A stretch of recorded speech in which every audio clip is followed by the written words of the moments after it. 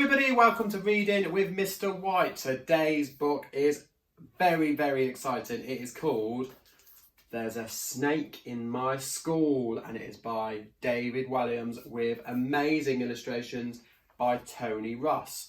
Are you sitting comfortably? Are you relaxed? Then let's go.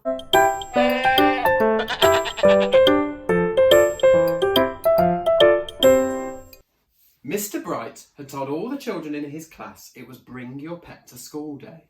Everyone rushed into the playground to meet the animals. There was a stupidly cute gerbil, a tiny goldfish, a fat cat, a 100-year-old tortoise, and a tall dog. Last to arrive, as usual, was a little girl called Miranda. She was riding on the back of an enormous, slithery snake. "Meet Penelope, my pet python," announced Miranda. On seeing the snake, the other children screamed. "Ah!" Miranda loved being different. She always stood out in school with her individual take on school uniform, her cartwheeling down the corridors, and her funny answers in class. "Now, children, what ended in 1945? Oh, me, sir, me, sir, me, sir." "Yes, Miranda." 1944. Ha ha ha ha ha. A python is a rather unusual pet, but Miranda and Penelope had so much fun playing together. For the little girl, the snake would pretend to be a balloon, a scarf, a hula hoop, a telescope, a trombone, and sometimes, when they were both feeling particularly mischievous, a third arm. "Come and give her a tickle," encouraged Miranda, but the other children were too scared. Penelope was a python after all, and pythons eat people. All the pets were frightened too. The large dog yanked on his lead, sending his owner flying. The goldfish tried to hide behind some water. The tortoise made a rather slow run for it. The cute gerbil flashed her gnashers and didn't look so cute anymore. The fat cat just carried on napping. Miranda slid down her snake. There she goes, look. The little girl tickled the python under the chin and the snake smiled. "See, she's very friendly." Soon everyone was gathered around to marvel at Penelope. The python loved the attention and made a climbing frame for the children to climb on, steps for them to climb up, and a fireman's pole for them to slide back down again. Penelope even helped the children learn their numbers, though she could only go up to 9. 1 plus 8 equals 9. This was turning into the best day of school ever. But then Miss Bloat, the headmistress, thundered into the playground. "There's a snake in my school!"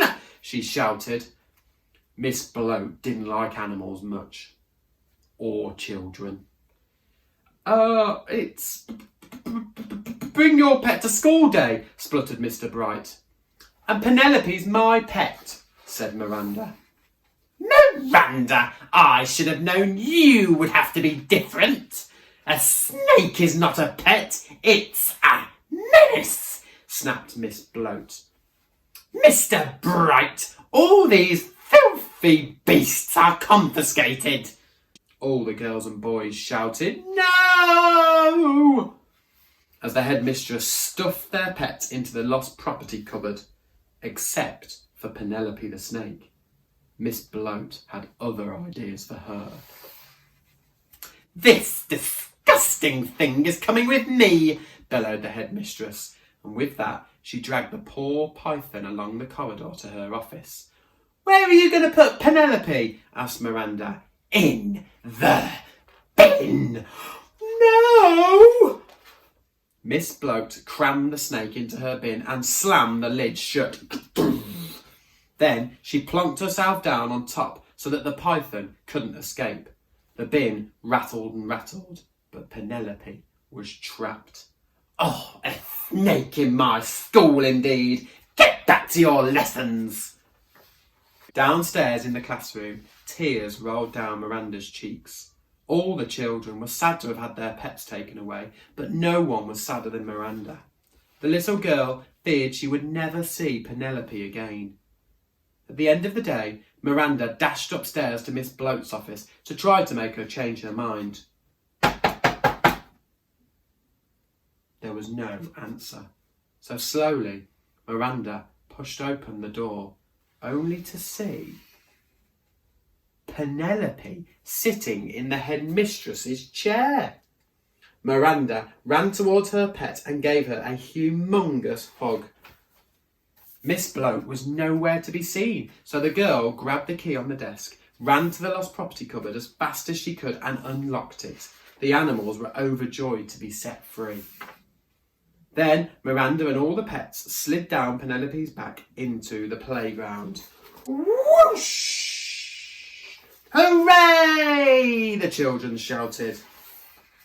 Penelope entertained everybody again. She made a seesaw for them to seesaw on, a swing for them to swing on, a wheel for them to roll in, and a skipping rope to skip with. Penelope even helped some of the younger children with the alphabet, although it was hard to do an X. As for Miss Bloat, she'd completely disappeared, so Mr. Bright was made headmaster. Now the children were allowed to bring in all their favourite animals whenever they wanted. The school became home to every sort of fantastic creature. An ostrich, a giraffe, a tiger, a gorilla, an elephant, a kangaroo, a crocodile, a grizzly bear, and even a colony of penguins. But the star attraction was always Penelope, though Miranda had noticed that there was something different about her python. There was a big bulge in the snake's tummy, a bulge in the shape of Miss Bloat. But the little girl thought it best not to say anything. "Let me out!" Oh, wow. What did you think of that? The snake in my school. If you could take a pet into school, what would it be? If you enjoyed this story, keep checking back for more stories with me, Mr. White, and reading with Mr. White. See you next time. Bye.